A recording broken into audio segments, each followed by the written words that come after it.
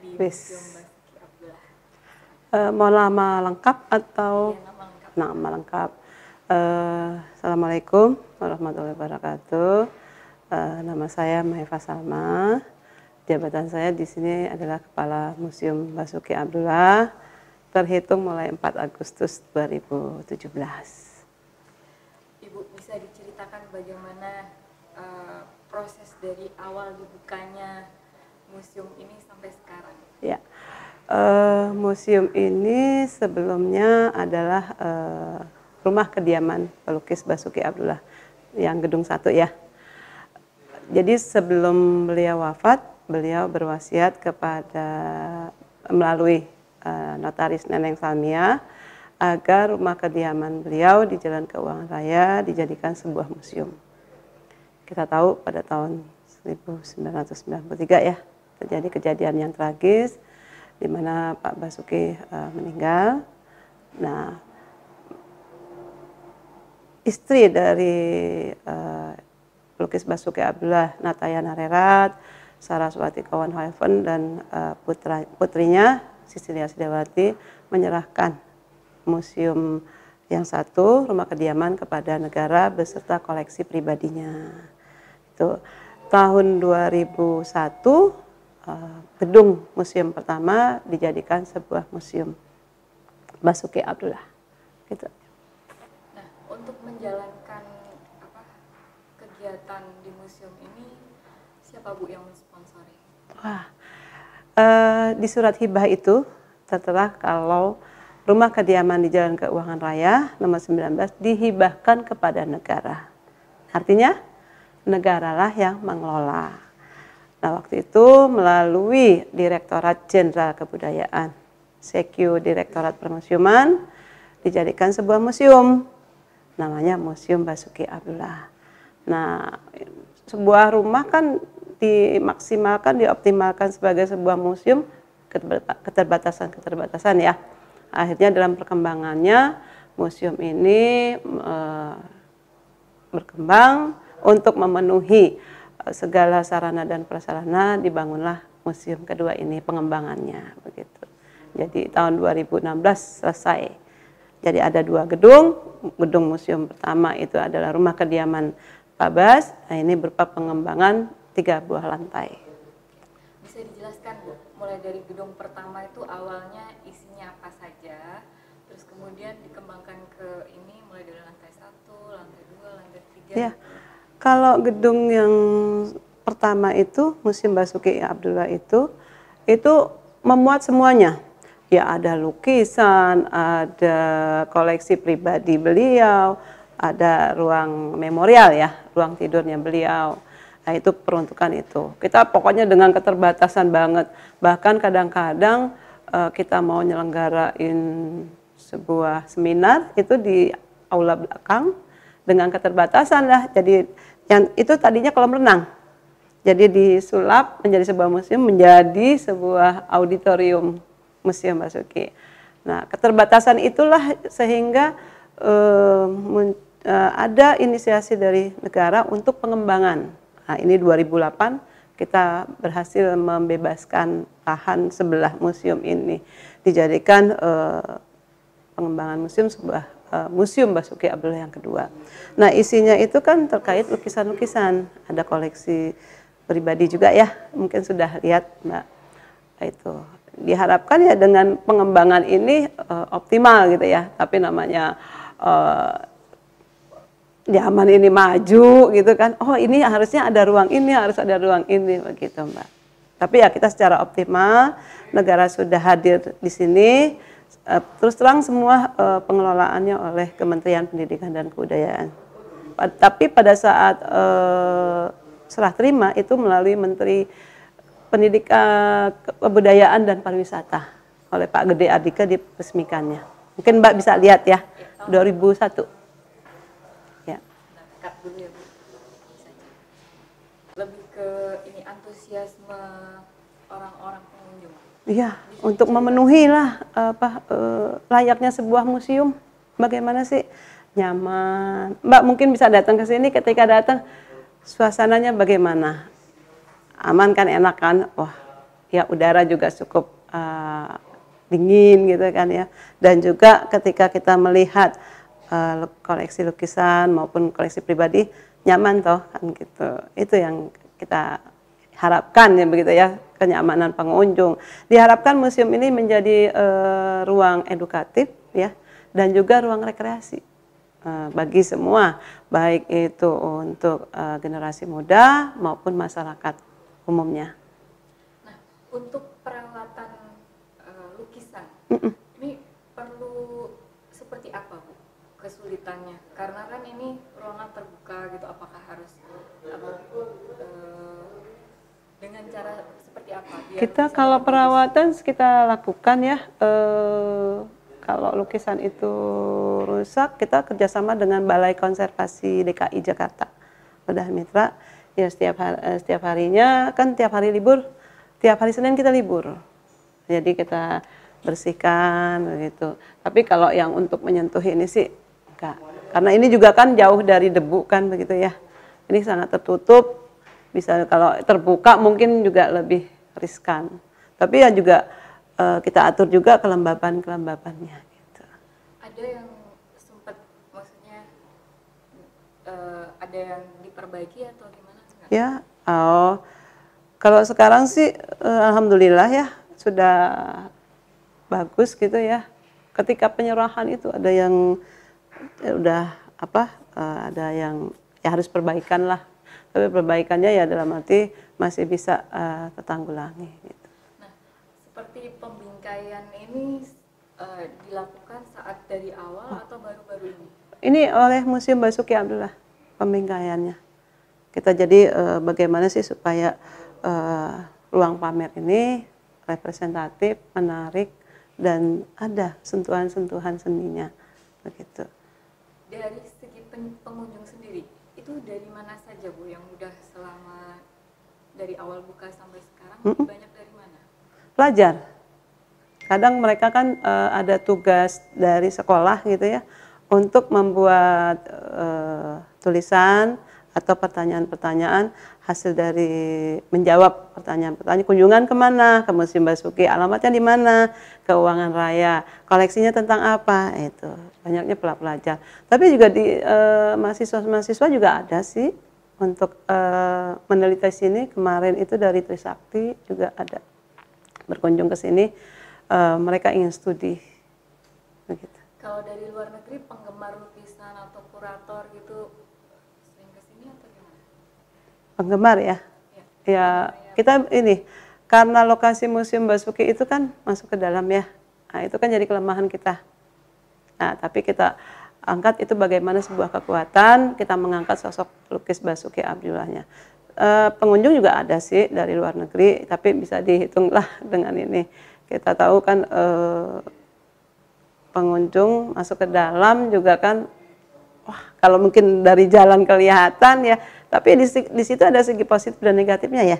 Kalau negatifnya masuk ke dalam, tapi positifnya insya Allah lebih aman ya kan dari tanda kutip tangan-tangan jahil gitu ya. Pernah ada usaha semisal pencurian atau apa? Insya Allah sih enggak.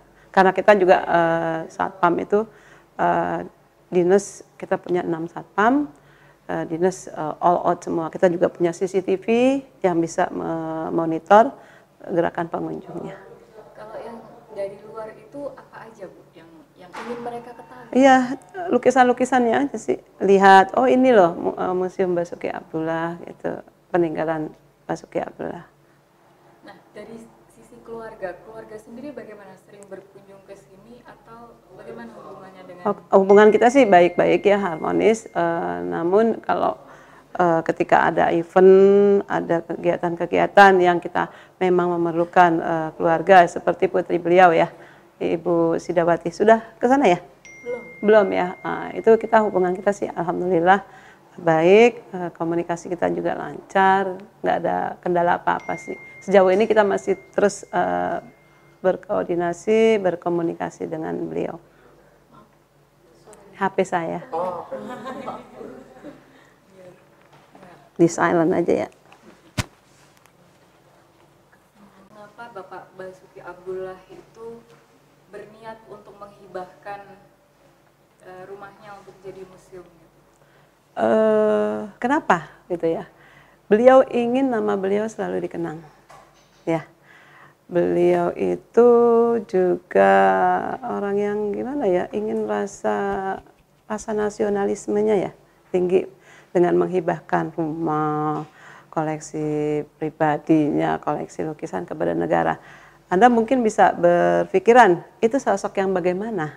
Orang kok mau gitu loh menghibahkan lukisan ya kan dengan tanpa apa-apa kan gitu ya. Kan mungkin lebih enak diwariskan ke keluarganya gitu. Iya kan, Jadi, ngapain sih susah-susah kan gitu ya.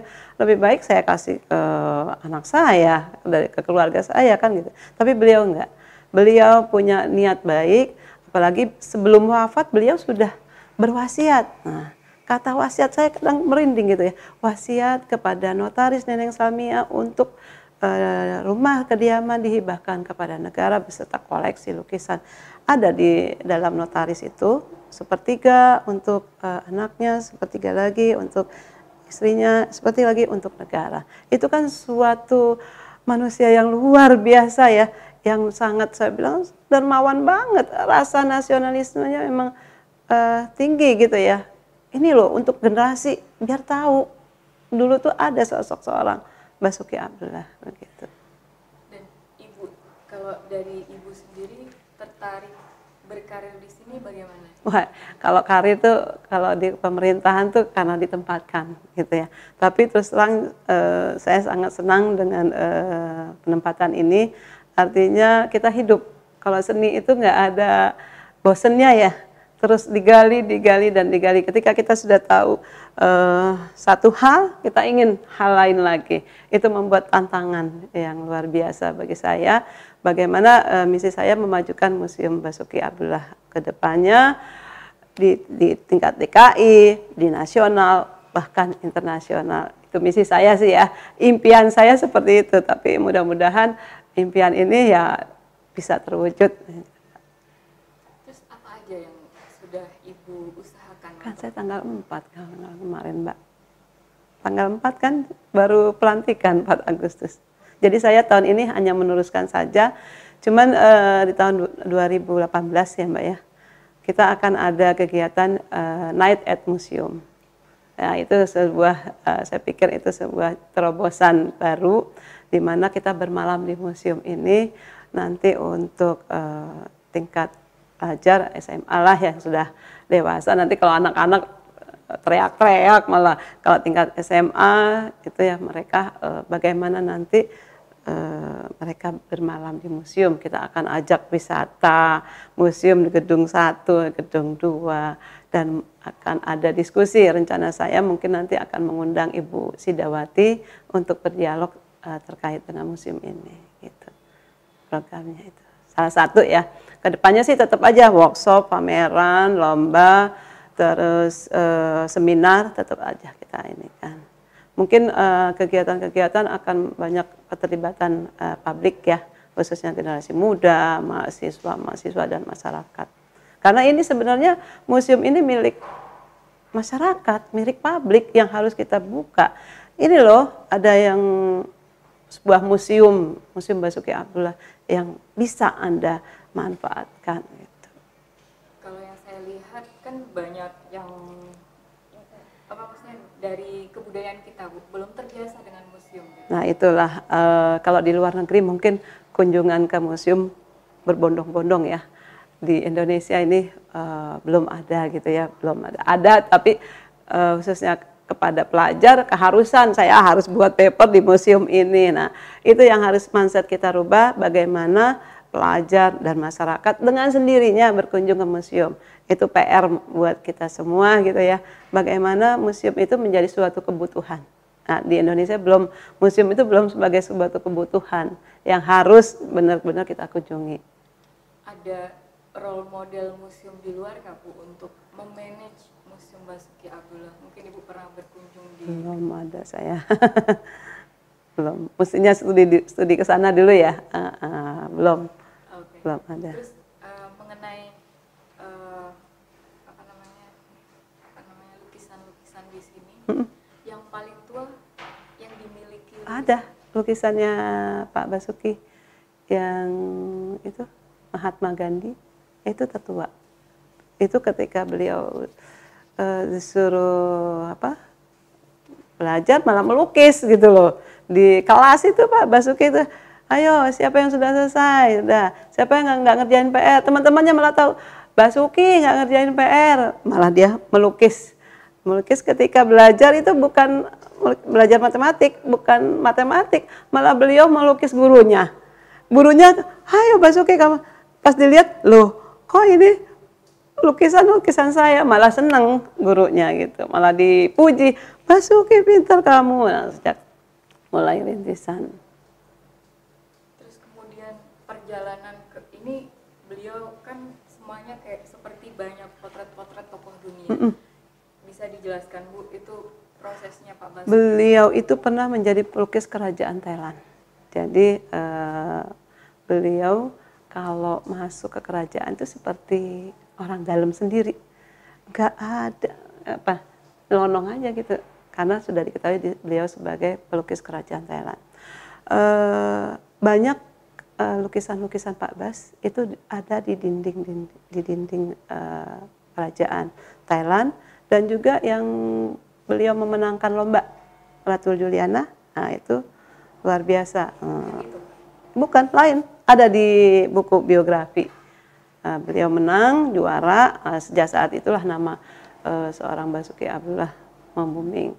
Dan beliau itu pada waktu lomba itu Basuki Abdullah from Indonesia.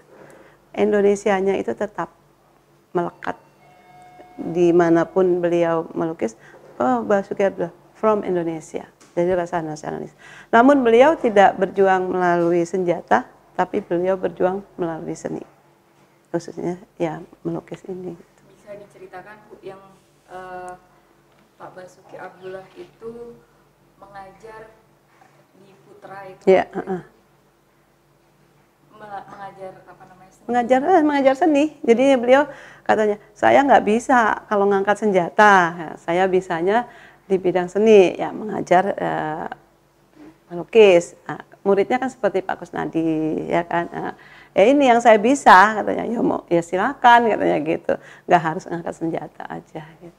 Nah, hubungan beliau dengan Presiden Soekarno seperti apa? Wah, hubungan beliau dengan Presiden Soekarno sangat akrab. Pak Soekarno juga kan senang seni, ya. Jadi setali dua uang lah. Ketika Bung Karno mengadakan rapat gitu ya di lingkungannya, kalau Pak Basuki datang itu stop dulu ya rapatnya. Beliau akan menemui Pak Basuki Abdullah, akrab banget. Bahkan lukisan ini kita lihat kan ada lukisan Bung Karno yang Bung Karno itu luar biasa. Pak Basuki melukis Bung Karno bisa menangkap auranya. Kita kenal kan Pak Basuki kalau melukis lebih cantik, lebih keluar auranya dari aslinya. Itu yang dikagumi orang-orang gitu ya. Misalnya Mbak gitu dilukis oleh Pak Basuki gitu, akan keluar auranya tuh. Wah, cantiknya luar biasa gitu. Kalau perempuan ya, kalau laki gagah ya gitu. Ini kalau dari data biografi Bu, antara lukisan tokoh-tokoh perempuan dan laki-laki itu jumlahnya sama? Aduh, saya belum ini. Kalau hal itu, kalau mau itu lukisan istana banyak itu, lukisan Pak Basuki.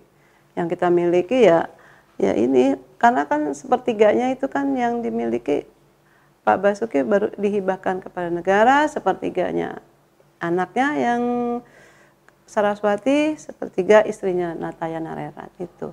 Mungkin Pak Basuki di luar itu banyak melukisnya, itu yang kita kadang juga museum harus menginventaris ya koleksi Pak Bas. Cuman kan info-info ini yang kadang di mana lukisan Pak Basuki berada ini, yang tentunya lukisan Pak Basuki itu dikoleksi oleh kolektor-kolektor ya di istana, baik di istana Thailand, istana Bogor, Cipanas itu. Jakarta itu ada. Ada yang bisa, ada nggak Bu yang lukisan yang dari negara terus kemudian ditaruh di sini, tidak di istana, yang kemudian dipindahkan ke sini? Oh, belum ada ya. Berarti ini memang semua ada Memang dari ada hibah. Harapan kedepannya gimana, Bu? Harapan kedepannya diharapkan Museum Basuki Abdullah menjadi suatu kebutuhan gitu loh. Kebutuhan harus dikunjungi nih museum ini gitu, baik itu oleh generasi muda maupun oleh masyarakat umum. Jadi ketika berkunjung, oh ya saya harus berkunjung nih ke Museum Basuki gitu. Bagaimana itu harus kita ciptakan ya, mungkin dengan strategi-strategi kegiatan-kegiatan yang sifatnya melibatkan publik gitu ya, seperti pameran, workshop, terus seminar, itu kan keterlibatan. Kalau yang ke Solo kemarin apa aja, Bu? Oh, ke Solo. Ke Solo itu kita dalam rangka museum Goes to Campus. Jadi beberapa museum, ada puluhan, 20-an gitu ya. Museum berpameran di Universitas 11 Maret. Jadi Museum Basuki turut berpartisipasi dalam pameran tersebut. Nah, koleksi yang kita pamerkan ya tentang Pak Basuki Abdullah, ada tentang lukisan, ada tentang museumnya, ada patung, terus kita juga membuatkan permainan puzzle supaya menarik kunjungan. Wah, menarik, rame itu di stand itu kan, sehingga museumnya sendiri, wah gimana ini, terlalu padat kunjungan. Antusiasnya sangat bagus gitu ya terkait pameran tersebut. Lukisan-lukisannya yang dibawa apa aja, Bu? Lukisan itu kemarin karena temanya keanekaragaman yang menyatukan, kita bawa kekayaan flora fauna, kekayaan langka. Flora fauna Indonesia ini kan beragam. Nah itu. Terus kita bawa juga Pak Basuki melukis tari dari Sulawesi dan juga barong dari Bali. Itu kan sudah mencerminkan keragaman yang menyatukan adalah Indonesia. Selain pelukis, Pak Basuki juga penari ya, Bu? Bisa diceritakan mengenai? Aduh, kalau ya penari, penari ya. Tapi yang intinya sih beliau sebagai pelukis aja sih, penari memang dia multi talenta, bisa gitu ya. Tapi beliau lebih konsen ke dunia lukis gitu. Kalau yang di sini ini ada berapa ininya, krunya, SDM. Ya. SDM-nya ada 15, honorernya ada 18.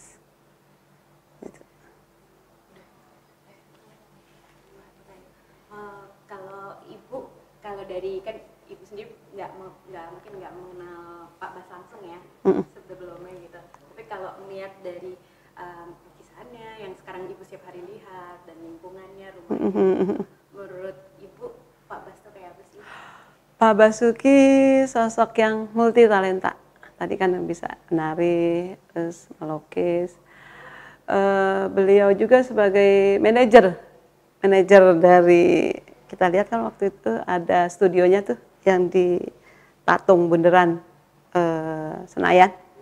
Itu kan ada studionya, cuman sekarang sudah nggak dimanfaatkan, itu sewa Pak Basuki. Dan beliau itu sosok yang humoris, suka ngelucu. Dan juga Pak Basuki seorang yang sudah melalang buana, tapi jiwa Jawaismenya tetap melekat gitu ya, tetap ada, dan beliau nasionalismenya dan patriot. Ini kan sebagai bukti menghibahkan rumah kediaman sebagai museum. Itu saya pikir sosok yang luar biasa. Beliau tanpa imbalan apa-apa ya, istilahnya kan mau menghibahkan kepada negara gitu. Rumahnya kan, kalau dihargain rumahnya udah berapa, iya kan harganya ternilai. Saya angkat topi lah sama Pak Basuki, sosok yang luar biasa. Mungkin satu lagi, kesulitan untuk bagi ibu secara personal mengelola. Ya itu, tadi saya bilang kan, kelemahan kita kan masuk ke dalam. Itu kan jadi kelemahan. Tapi jangan kita menganggap itu kelemahan, tapi bagaimana itu sebagai kekuatan. Ya, kita angkat sosok seorang pelukis Basuki Abdullahnya itu. Mudah-mudahan ya dengan kita mengangkat sosok lukis, emang ini rumah kediaman Basuki Abdullah, dan juga terkait koleksi yang terkait dengan pelukis Basuki Abdullah, yang mudah-mudahan ini sebagai kekuatan untuk kita ke depannya bagaimana Museum Basuki ini dikenal. Saya ingin semua masyarakat ketika kita tanya, Anda sudah pernah berkunjung belum ke Museum Basuki Abdullah? Ya kan? Oh sudah, di mana? Nah, itu aja. Image itu yang kita harus bangun. Ya, mudah-mudahan ke depannya mitra dengan publik lebih banyak. Sekarang kan era medsos ya. Dengan orang berkunjung satu, wah aku udah ke Museum Basuki, ini loh ada lukisan yang ininya, begitu Mbak. Mungkin satu lagi ya, kayak kalau dari sisi seninya gitu, mungkin museum ini ingin mencapai apa untuk seniman masa kini gitu. Istilahnya kan sosok Basuki Abdullah ini kan sangat legendaris lah ya di Indonesia, tapi sekarang ini menurut aku belum ada yang selain Pak Basuki, Pak Afandi, selain itu yang untuk yang modernnya ini belum terlalu banyak gitu. Ada nggak keinginan dari museum ini untuk menginspirasi orang-orang seperti itu? Oh, tentu ada. Makanya museum ini adalah milik publik. Jadi silakan untuk mengakses museum ini seluas-luasnya dengan data yang kita miliki. Kita tidak ada apa istilahnya, oh jangan Anda ini enggak. Monggo silakan gitu. Ini adalah milik negara yang memang harus dimanfaatkan sebesar-besarnya untuk publik, khususnya untuk seniman, Mbak. Begitu. Terima kasih. Yo, oke. Mari. Ya, berarti saya boleh